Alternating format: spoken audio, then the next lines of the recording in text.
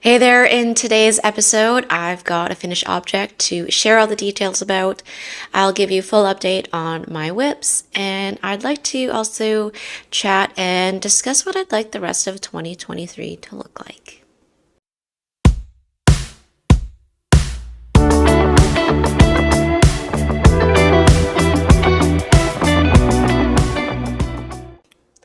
Hey there, welcome back to my channel, String Things by Mel. My name is Melissa.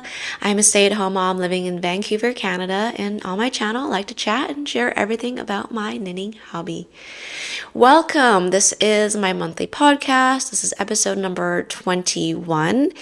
And where I left you guys last month, I expressed how I felt like I needed a win, that I was taking a break from yarn shopping, and I had a lot of new cast-ons. So almost immediately after my last episode, I cast on yet another project, but this is where I get my win.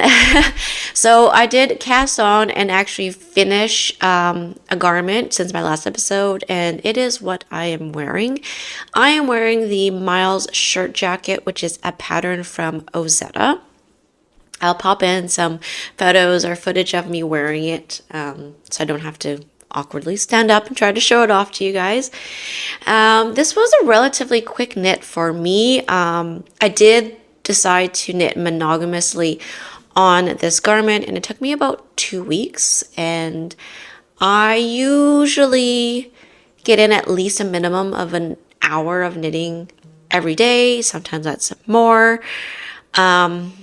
But yeah, I wouldn't consider myself to be a slow knitter. Also wouldn't call myself a fast knitter. I just get a lot of knitting time in. So a bit more about the pattern. So the pattern is offered in 9 sizes. The sizes are labeled extra small to 5XL.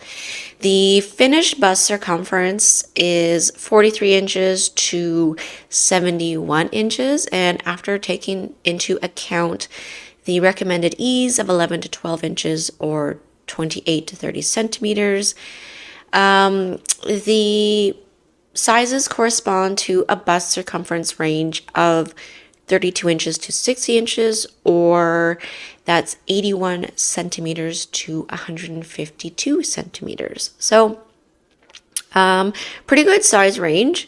Again, I want to emphasize that this is a jacket.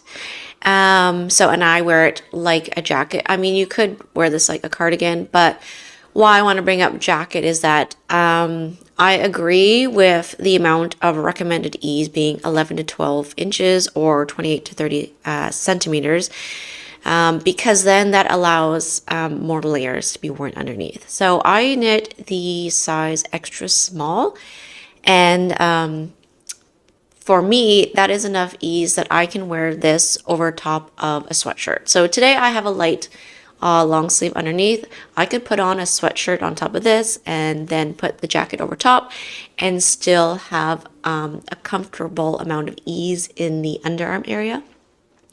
That's something that I'm really kind of sensitive to. I don't like the feeling of a lot of fabric in the underarm, or if it feels really tight, it's very uncomfortable for me. And this is also great, even though it's oversized.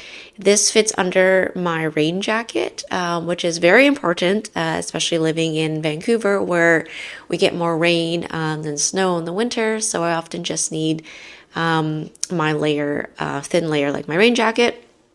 And my rain jacket has large enough armholes to accommodate this jacket, which is great. So let's get into the details of the Miles, or my Miles shirt jacket. So I used a yarn which I didn't originally purchase for this jacket. So this is Briggs Little. Sorry, my phone's going off. One moment. I just want to make sure it's not like school reaching out to me. No, that's okay.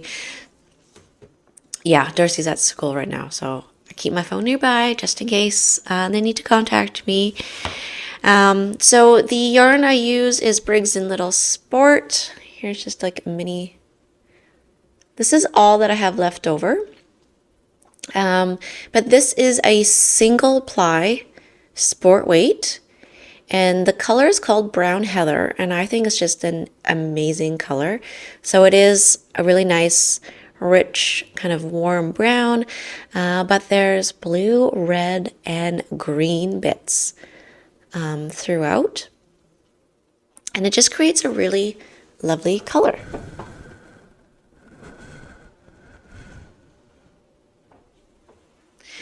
So I had originally purchased this yarn, I don't know when, sometime earlier in the year. So I've had this in my stash for a number of months. And at that time, I didn't know what I was going to make with the yarn. I just knew it was going to be some sort of overgarment, jacket type. And I kind of just took a guess on the amount of yarn to purchase. And at the time when I purchased it, I kind of had the intention that I was going to hold it single-stranded. But yeah, since I didn't know what I was going to use it for, and I think I bought it in springtime, so there really was no urge to use this yarn right away. It just kind of sat in my little yarn locker for quite some time. And then I saw my friend Sarah, who goes by Noelle Knits on Instagram, and she was wearing her Miles shirt jacket. So Sarah used the suggested yarn, which is the Wool Dreamers Manchilopus. I don't know if I'm pronouncing that properly, yarn, but it's like an unspun yarn that comes in plates. And normally you would just like separate the two strands in that plate. But for this pattern, you would use the yarn as is. So you don't need to separate the strands. You can work directly off the plates. I suppose is how you could use it. And it just kind of reminded me that I had the Miles shirt jacket in my favorites for quite some time. And so I did some quick math and realized that I could hold this yarn double and make a Miles shirt jacket. And I thought it was going to be close. I mean, it is. Like, this is 16 grams of yarn left. The yarn comes in skeins that are 113 grams and 393 meters. So yeah, a fair chunk of yarn in each skein. And so yeah, I held it double, swatched it up, and you know, at the time, I was like, oh, this is going to work. I did have to size down in needles. I consider myself to be a bit of a loose knitter, so I kind of almost always expect to size down, except when it comes to PetiteKnit patterns. I almost always use the suggested needle size, and I hit gauge with those PetiteKnit patterns. But anyways, this one I sized down to a 5.5 millimeter needle. The suggested needle size is 6, so only had to go one size down, and was able to hit gauge. And I really liked how my fabric turned out. It was, you know, it's not super drapey, but I also didn't want it to be like that. I wanted to be a little bit dense, since this is more of a jacket type garment for myself. And this yarn actually kind of like bloomed quite a bit. I'll insert a photo. I have a photo where the top one is the strands, 2 strands held together after wash, and then a single strand after wash, and then a single strand before washing. And that just kind of shows you how much the yarn kind of blooms, and then you can imagine that filling in the space and also allowing like more air in there as well, which is really great. So it's actually quite warm, even though it's not really a bulky weight yarn, and it is something I would consider rustic. It's not going to be next to skin soft for some people, but because this yarn isn't hairy, you can see like it's relatively smooth. I would be more readily to wear this next to my skin than, say, my Elizabeth blouse that I made out of it's a wool alpaca nylon blend sock yarn that I got from Custom Willow Mills. But because that one is like really hairy, that one tickles my skin. And because it feels like as the garment moves and interacts with my body, those hairs move and tickle my skin, and then that's what kind of like irritates me. And so for that garment, I have to almost always wear a long sleeve underneath, which is fine. I've accepted that's more of like a cool weather garment anyways, and I run cold, so I kind of almost always need a long sleeve at this time of year. But this one, because it's not hairy, and yes, it's a little bit rough, it doesn't irritate me in the same way. So from this garment, I've learned that, I think I'll, in the future, purchase more like rustic yarns like this versus ones that might be really hairy, because now I know like I'm much more comfortable with those versus the hairy, the tickly ones, the prickly ones. So in terms of the sizing, so I ended up not, so I washed and blocked my garment, but I didn't pin it to the exact dimensions, also because it was just so large and I was more worried about getting this dry. So I had pinned out the bottom hem. So the bottom hem is curved, and because of how it's constructed with short rows, was really like curly. And it does say in the pattern that you will need to wet block the garment in order to get that to lay nice and flat. So I pinned the bottom hem, but because I had it open and because of the sheer size of this thing, I didn't pin down the rest of the garment. I just kind of laid it out flat to dry naturally. Otherwise, I think my garment would be the exact dimensions, the measurements as stated in the pattern. Otherwise, it's very close, like within 1 inch, I would say. I may go back because I'd like to kind of straighten out the cuffs a bit, and also this part here where I've picked up the stitches for the sleeve. Like I feel like normally I pin this part out so it lays a bit flatter, but you can see how it kind of rolls a bit. So I may go back and do that, but not quite yet because I plan on wearing this weekend. So the reason why I was able to finish this garment so quickly, well, one, it was just like really enjoyable to knit, and because of the yarn weight, it was growing relatively quickly. But I imposed a deadline, a goal, that I wanted to have this to wear on my upcoming Victoria trip. My husband and I are going to Victoria for his work Christmas party, and I just wanted to have this as something to wear on the ferry. They're not really like a special occasion, like wasn't knitting something to like wear for the Christmas party.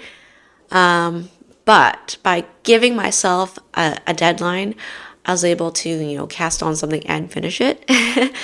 But I wanted to leave myself a lot of time for this to be able to dry, because I was worried about the drying time since it is been quite wet here, rains quite a bit this time of year. I was leaving myself about, like a week, like a full week of drying time for this garment. But to my surprise, it took 24 hours, which is amazing. By chance, I lucked out and it was sunny. We have south-facing windows. So I had it on the floor in the sunshine, but I was also quite diligent after the washing. So I put this in my tub to wash, and when I drained the water, I was very careful and diligent in squeezing out all the water. And then I also use a towel to get the excess water out. So that means laying out a towel, laying this on the towel, rolling it up, and then I actually walk on the towel to help squeeze out the water, and then grab a second towel My phone is ringing.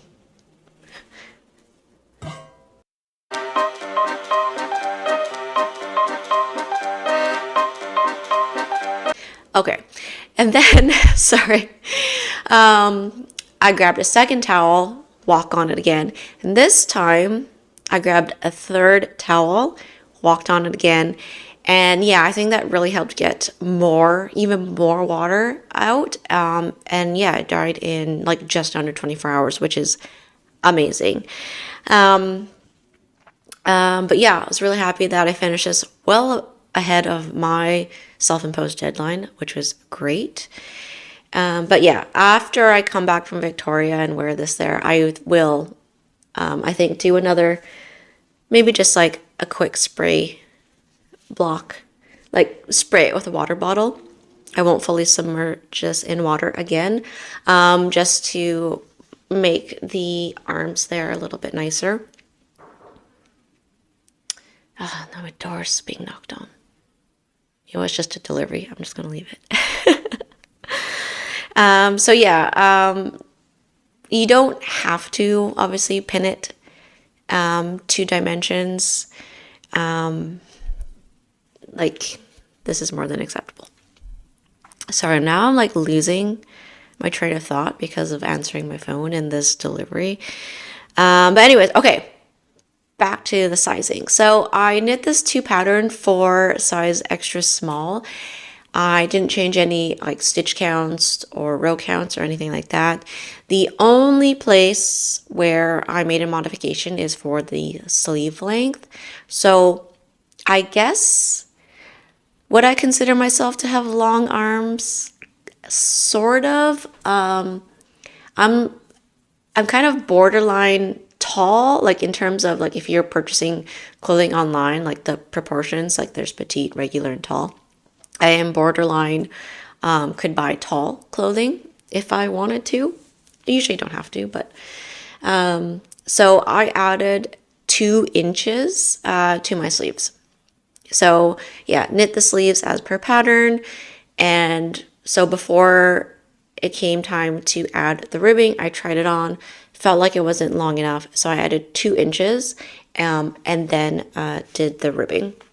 So I don't think you can really tell, and I don't know if people have a preference for it, but I know some people like to measure out how long their sleeve is going to be and work out the decreases so that they work all the way down the sleeve before you hit the ribbing. So for me, the sleeve decreases end around here, and then I knit straight for those 2 inches. That doesn't bother me. Like even if the sleeve decreases ended, I don't know, here, and then I work straight, that doesn't really bother me because I don't think you can really tell that in terms of the overall look of the sleeve. So I didn't bother reworking or recalculating the distance because I also didn't know whether the sleeves were going to be too short or not. I find it difficult to gauge or project what I want my sleeve length to be when it's a drop shoulder, because I haven't done too many drop shoulder patterns. But yeah, depending on where the shoulder ends up contributes to the sleeve length. So yeah, that's why I just kind of left it till I could try it on. So yeah, 2 inches extra on my sleeves, and they give me a really nice length so that when I stand up, like it comes over my wrist and part of my hand. And I like that, especially because this is a jacket type garment for myself. I want this to definitely cover any layers underneath and then also offer like extra warmth if I'm not wearing gloves, and I can pull these and make sure this part of my wrist and my hands are warm. Yeah, otherwise the length works out really well for me where the curve is. It's at a flattering length for me where my hips lie and like where my body is the widest. The hem rises at a really flattering and hits me at a really flattering spot, is what I'm trying to say. So that worked out for me, and because I thought I was going to have to modify this and make it longer than the measurement for a size extra small, but it actually worked out really well for me. So yeah, despite being a little bit on the tall side, it still worked out for me.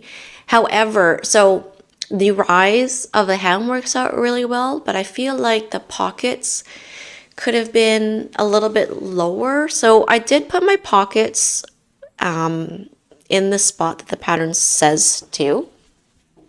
I don't know if I can show you where.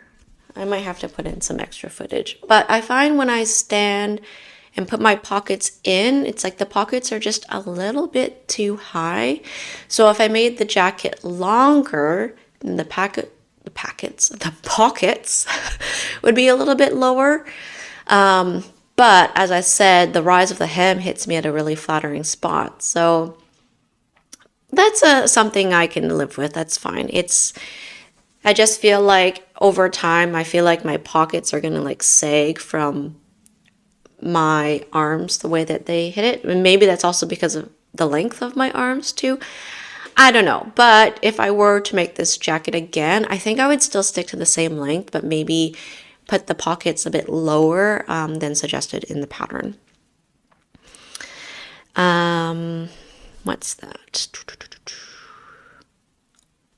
Yeah. Something fun about this pattern, I really love when I can learn a new technique or have like a really good takeaway from a pattern. And for this one, it was the left leaning decrease that's used on the sleeves. It's named K2 Tug L, and there is a link to a video on how to do it, but I'd never done this kind of left-leaning decrease before, and it was very neat. Because left-leaning decrease is the kind of decrease I've kind of struggled with on sleeves. They always look sloppy in the past, how I've done them, just like an SSK, for example. There's always like a little bit of that loop, that stitch that kind of sticks out and it's looser. From how I do it anyways. But this one is very neat and very tidy. This is something I'm going to use in future garments. If it says to SSK, I'm going to ignore that and I'm going to do this K2 Tug L instead. And I will link, if I remember, I'll put a link to the video because it's not an Ozetta video that is linked to in the pattern. It's someone else's video, so it's not like an Ozetta technique to do this left-leaning decrease. So if I remember, I'll link it in the description. If it's not there, just remind me and I'll pop it in for you guys. But it's very neat. Yes, it looks just as neat as the right-leaning decrease, and I really like that. So that was one of my big takeaways from the pattern. Otherwise, the pattern's very clear. I found it easy to follow. I didn't find any like big errors or anything like that. Really good thing about the pattern is that there is a full schematic with different measurements on there. So if you're kind of visual like me when looking at measurements, and you can kind of decide, okay, this one has that length, this one has this circumference. It's really kind of easy to look and kind of pick and choose and assess and decide which size you want to knit up. So that's really good about the pattern. So last notes about this jacket, back to the yarn. So I had 6 skeins of the Briggs Little Sport and held that double. And as I showed you, I had 16 grams left. So that was enough for me to make a size extra small.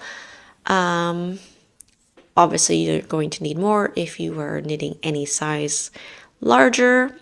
This yarn is super affordable. I can't remember exactly what I paid for this yarn. But I ordered this from Wool Trends, which is a yarn shop in Newfoundland on the east coast of Canada. So it's not far from the mill where this yarn is made. I'm not sure where else you can buy this yarn. I'm sure like there are shops that carry this outside of the East Coast. Like you'll find this on the West Coast as well, but I cannot name off the top of my head where, because every time I buy Briggs and Little yarn, which is actually only twice now, I purchase from Wool Trends.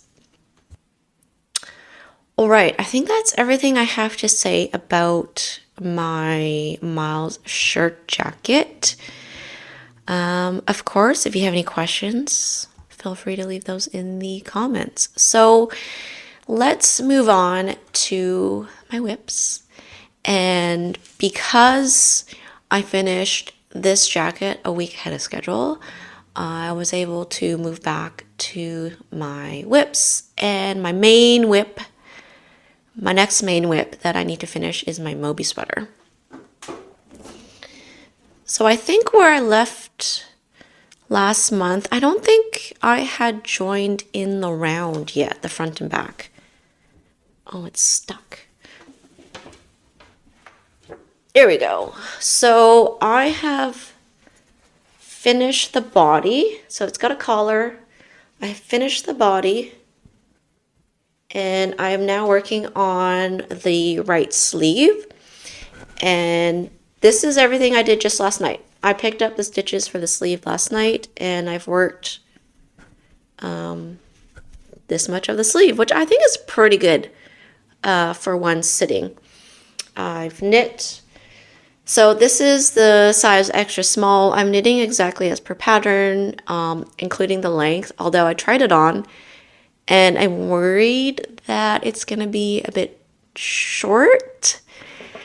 It's hard to say because when this gets washed and blocked, like it's gonna relax width-wise and a little bit lengthwise, but you know, the more growth width-wise, that's going to take some of the length. So we'll see. Hard to say, but hopefully it doesn't end up being crop top on me. This is always a risk when I knit the smallest size in a PetiteKnit pattern, because I am taller than her, I believe, but not by much, but I think just enough that it puts me in this like area of like, is this going to be slightly cropped or is this going to be the right length or not? But hopefully it's not too short. But I do kind of almost exclusively wear high waist bottoms, so it's not going to be showing off my belly or anything. So yeah, this one. So I have a bit of a strategy moving forward of how to tackle my growing whip pile because of all the new cast-ons that I have. So this is something I started, I think, back in August. And since August, obviously, I've worked on different things. Other things have taken my attention. But it's a good thing I started it back then and had the thought to start it back then, knowing that I would do other things. So this one I really want to have done for Christmas, specifically like the week before Christmas, so that it has time to wash and dry. And sorry, my phone's going off again. Just need to make sure. To wash and dry, and so that I can wear this for any kind of like Christmassy things and actually Christmas Day as well. So this is kind of like my next thing that I need to get done. And then my next whip. So I have a bag of whips. I'm keeping all my whips. And here, and because there's so many new cast-ons, all my whips are small. So they're just all squished in this bag right now. So after my Moby sweater, my attention is going to be on my late summer wrap, which is turning into like a late autumn wrap, early winter wrap. But I haven't worked on it since, but I'm going to show you where it's at so at least it's on the record. It's really like not much, and it's black. So yeah, this is a pattern from Knitting for Olive. It's also, I am using the Knitting for Olive yarn. It's the merino held with a strand of their soft silk mohair in the color black, or I think it's actually called Licorice, but it's black. And this is something that I would like to have done for New Year's. I don't have any plans for New Year's Eve. But regardless of whether I stay home or go out, which doesn't seem very likely, we don't really, when you have a young kid, it's, this is something I would like to wear for New Year's Eve. So that's going to be my next deadline after my Moby sweater is done, which if I knit monogamously on my Moby sweater, I think I'm going to get this done early December, but let's just keep the Christmas deadline on that one. Give myself some time.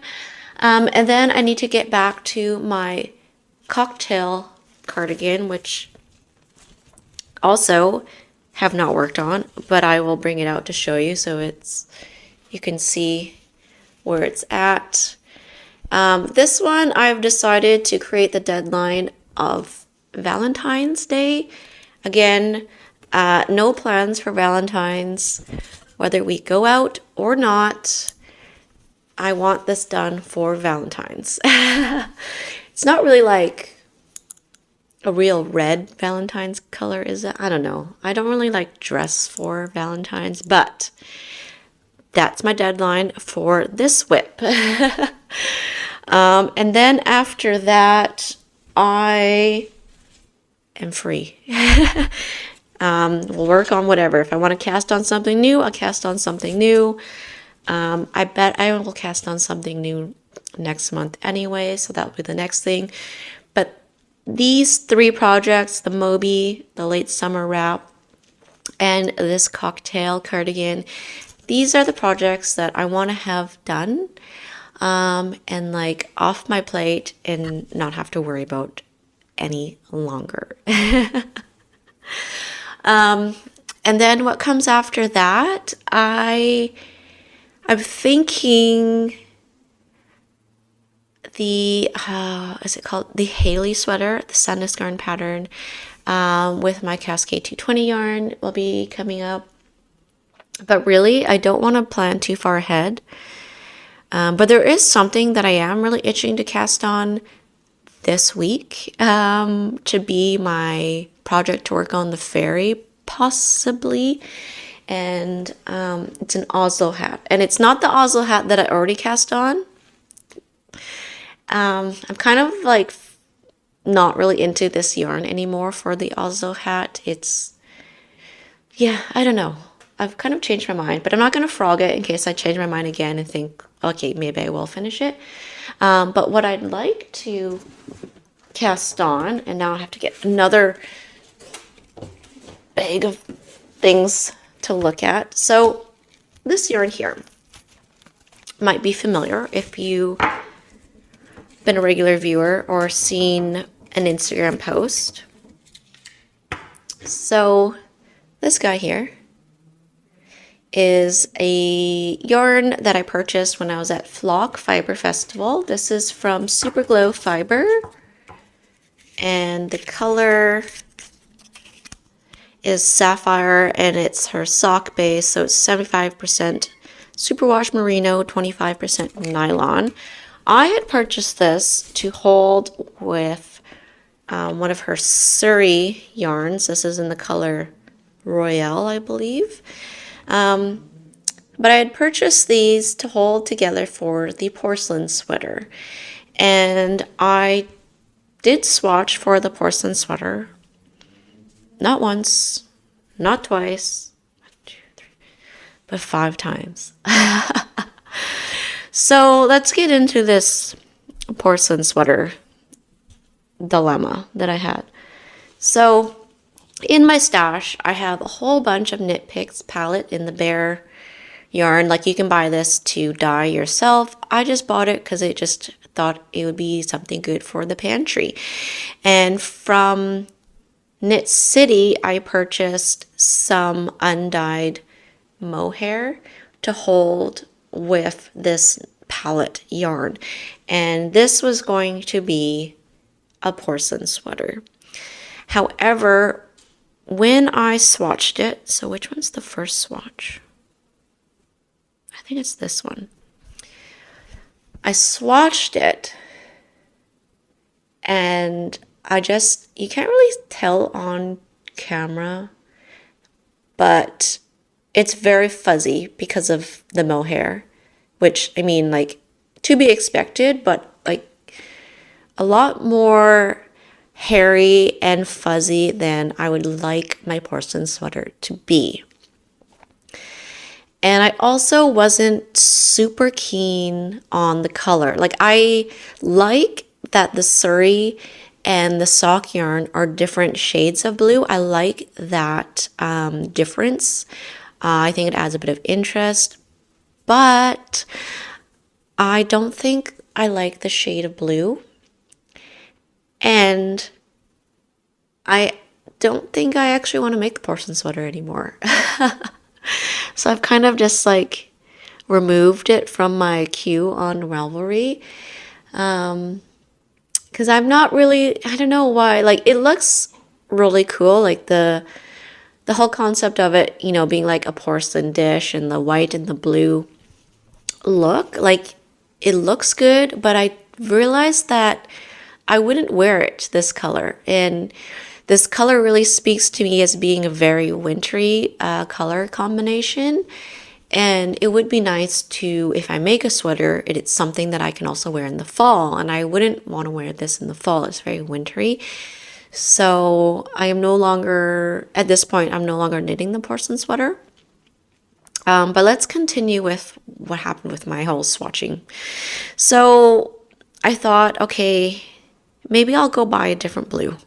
I still like the palette yarn, but maybe I'll try a different blue. So then I went to West Coast Wools, which is one of the local yarn shops here in Vancouver, and I purchased some Hulse Garn, super soft. This is the color Cobalt.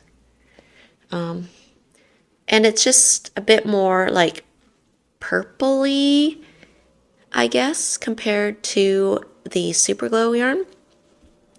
But I also thought this was more like the little porcelain dish that I have, which is also kind of helping me pick a color palette. But then I swatched it together and I still held it with the mohair, you know, for kicks. But then I was like, okay, no, this mohair is definitely too hairy.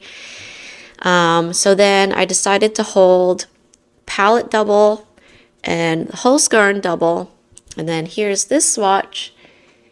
And then while I like the fabric and I like the feel of it, I like it without the suri and without the mohair, I'm still not into the color combination. It's a little bit too purple. And at this point, I was just getting really frustrated. I mean, like, look at all these swatches I made. I was really trying to make it work with the yarn that I have. And then I was just getting really discouraged and just finally decided that I'm not going to make the sweater anymore. As beautiful as it looks, I've decided that it's something that I don't need in my wardrobe right now. Maybe it's something that I come back to later. Maybe I use this yarn to make Darcy the child size one, and she can have it in for her wardrobe. But for me, it's just no longer something I want to make anymore. So I'm not going to make it. So, but also then I have this blue yarn, which normally is not a color I would purchase, but because it was going to be part of color work and not an all over like solid color sweater, that's why I purchased it. But now I have it in my stash. What am I going to do with it? So I'm playing around with the idea of using this yarn to make an Oslo hat, because I think it would be fun to have a bright blue hat. I think it would be kind of cool to have this pop of color. Is it a flattering color on me? I don't know. I don't really care because I'm going for more for like the fun, the pop. So yeah, I'm thinking that I'm going to now use this yarn for an Oslo hat, considering casting this on maybe tonight. Well, no, I have volleyball tonight. I won't have time. Maybe tomorrow, and it's something I can work on the ferry ride to and from Victoria. We'll see. But if I don't I feel like if I don't cast it on like this month, then the Oslo hat's not getting done, and that's okay. Then I save it for next season, I suppose. But then I also have this yarn in my stash now, so I don't know. This whole porcelain sweater has just left like a bad taste in my mouth kind of thing. Like was so like discouraging, and I've never really had that experience before with a project where I'm just like, meh, like I don't even want to like look at this yarn anymore kind of thing. That's how I felt. So yeah, that's an update on that idea, I suppose. And, you know, with all these whips that I was having and this kind of like, what word was I going to say? Oh my goodness. Indecisiveness? Indecision.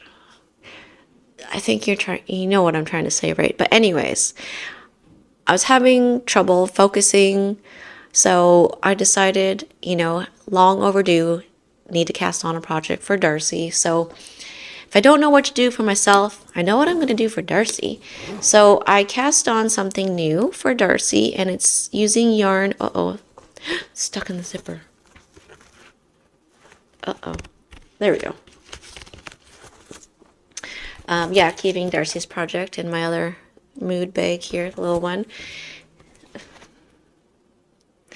I cast on a top for Darcy using some yarn that I bought from Knit City from Entre Soeurs at Laine. This is... Do I have the label in here? I can't remember if this is a sock yarn, like if there's nylon in it. There might be. But the colorway is called Abracadabra.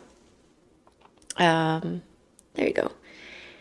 And yeah, so the base color is kind of like this cool white. And then there's purple, yellow, orange, pink, a whole bunch of different colors. Colors which Darcy enjoys. This isn't something I would wear myself because it's way too variegated for my liking. But works for Darcy. And I've cast on the Viola tee, which is a pattern from Sarah, Noelle Knits. I was part of the test group for the Viola tee.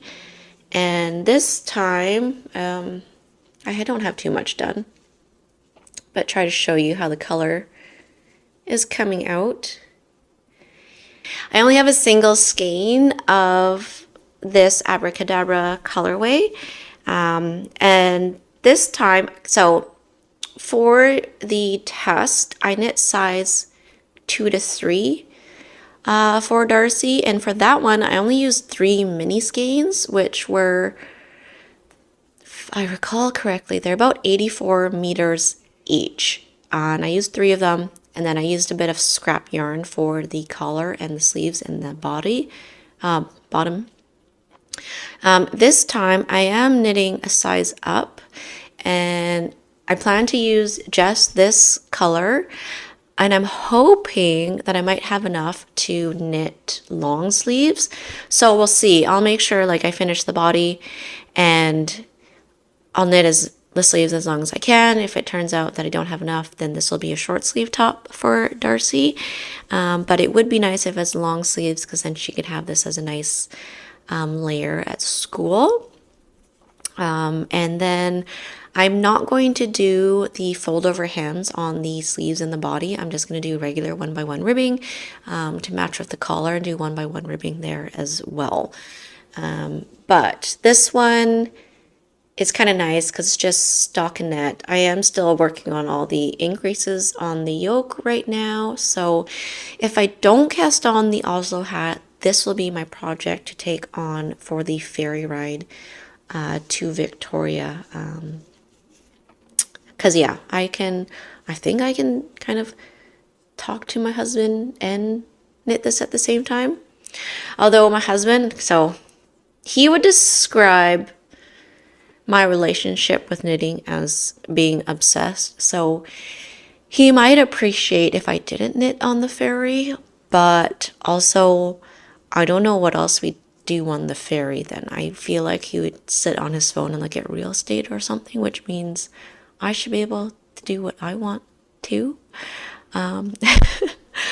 We'll see. I'm gonna definitely bring a project though. Like, I don't want to sit there and not have anything to do, because I don't actually like to sit and look at my phone the whole time on the ferry. Plus, reception is spotty during the crossing. So anyways, that is, oh, actually, wait. I do have one more whip to share with you guys, and that is my Sweet Shop blanket. And I did manage to add 2 more squares to it.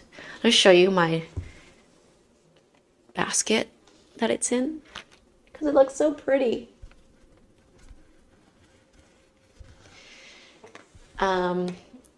Yeah, I feel like what was preventing me from working on this Sweet Shop blanket was the fact that I'd have to wind up these mini skeins. And yeah, I totally could just wind up a whole bunch, but I'm kind of choosing which one to use as I go. And then I also want to, for tracking purposes, I need the labels to stay with the mini skeins so that I know whose yarn it is. And I know I'm just going to lose the labels if I wind these up. And anyways, there's a method to my madness, and I'm trying not to deviate from my method. But I was able to add a couple more squares. I actually don't know how many squares were on here the last month, but here we go. So I added the bright pink and the light pink. For sure, those are new ones since the last time I showed you guys. But it's almost like, it could be a blanket for Tiberius at this point almost. Or for one of Darcy's toys. But yeah, I really like this project. Although I say I really like this project, but I haven't really memorized the pattern or found it intuitive enough that I can't just like jump in and jump out. But also because the breaks in between each square I've done, it's long enough that I have forgotten how to do these squares. So then I have to refer to the pattern and figure out like which square am I doing. And that's not to say that it's not easy to follow. I'm taking too long of breaks in between. And so then that's been a little bit of a barrier as well of working on this blanket. But I'm hoping I can be more consistent about it and, make it more enjoyable again. But yeah, I just really was I don't know, a tough time with deciding on things and enjoying my knitting. And then I think I was just like really moody recently and maybe just tired and just trying too hard. So come December, I definitely need to take a few steps back. Not necessarily stop knitting, but I think I am going to be taking a little break from YouTube in December. I will have my monthly podcast episode, but I don't know if there's going to be more than that.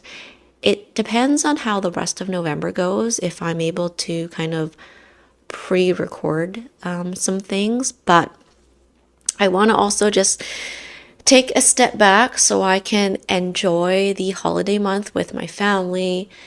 And my husband said something that he doesn't normally say or like express, but the other day he just was looking off into the distance, and he said, I need a reset. And he doesn't often express any kind of like fatigue. I'm going to call it fatigue in that way. And I think his work life is starting to more than catch up. I think he's reaching burnout, and he's not one to say it. I don't know if it's like pride or anything, but he also took on a lot more responsibilities at work. He is one of the directors at his engineering firm. And so that comes with a lot more responsibilities, and like I feel like, yes, more stress, but a different kind of stress. And I think he's still navigating that. So I'd like to be a little bit more present for him and support him and let him, like, assist him in his reset if I can. because yeah, he doesn't get as much break time as I do. Like Darcy goes to school, and I kind of just like I get to sit and knit for that, or sit and eat my lunch peacefully. And it's not that I feel guilty. Sometimes I do, but I deserve a break. Okay, but so does he. So it'll be nice if I can take time away, like mental time away, of thinking about YouTube, and help us together have a reset, and enjoy December, because Darcy's school will also have like Christmas break. So I won't have that time to sit and record as well. So it'd be nice to not have also like trying to juggle when am I going to sit down and record, and just kind of just take that out and enjoy just sitting and knitting and hanging out with my family for December. And just have like a really good month of family time. So that's kind of my goal for December. Yeah, I'm always trying to tell my husband to like relax and take some time, because he's not good at just sitting down and like enjoying. He's always looking too far ahead. It's like he's always saving up for a rainy day. And I keep telling him, you're never going to wish you worked more. You're going to wish that you hung out with your family more. So, yeah, that is kind of what's going to happen in December. I'm not a Vlogmas type person, so don't expect any of that from me. I also learned earlier this month that vlogging is very frustrating. I'm not very good at it. So one thing, I'm not very good at it. And the kind of vlogging I do has been very project based. So it's following along, making something. And anything beyond that is difficult for me and frustrating, and also just not very good with my stay-at-home parenting life with Darcy. I found I was even trying to vlog and do a vlog for this jacket. And every time I brought out the camera, and, you know, as cute as Darcy is, she'd be like, Mama, I want to see myself too. I just couldn't get my recording done. And then it turned, you know, into a frustrating thing. And I was getting frustrated with Darcy. And then I realized that, you know, this is not good for either of us. So I decided to stop bringing out the camera for, you know, the goal of vlogging. I just decided, no, I'm not going to do any more vlogging. And I'm going to kind of reserve it until, you know, January or February, when maybe like mentally I can feel better about it. I think it was also came at a time of, you know, that time of the month where I'm just like super kind of moody, because of the hormones, the fluctuations, just all a recipe of disaster. And it's just not fair to Darcy when I'm at home and I'm like being like, I trying to do this work. Anyways, that turned into a whole ramble, a bit of feelings and home life. But you know how I'm feeling at home and what's happening at home, it does affect my YouTube channel. It does affect whether I feel happy enough and enjoy making content. And I don't want to ever get to a point where making content is a stress, because this knitting hobby of mine and making content is a creative space for me, and it's, you know, something that I want to keep enjoying. So, but kind of being like my own boss is that I get to, you know, release or make and release content when I want to. So, and that's why I never kind of promise or say that, hey, check out my video releasing on such and such day. Like, I don't. Even though I've been fairly consistent on when I release videos, it's always on a Friday morning, like at least my time anyways. I don't make any promises that it's going to be every week. It's not going to be every week. And so, yeah, those are just kind of like my thoughts My plans for the rest of November, going into December. Yeah. Okay. I think I have rambled on enough. I hope it didn't get too crazy at the end for you guys. But if you are still sitting here hanging out with me, thank you. Thanks so much for hanging out with me, guys, and listening to my updates, what I had to say for this month's episode. And until I see you guys again, take care. Happy knitting. Bye.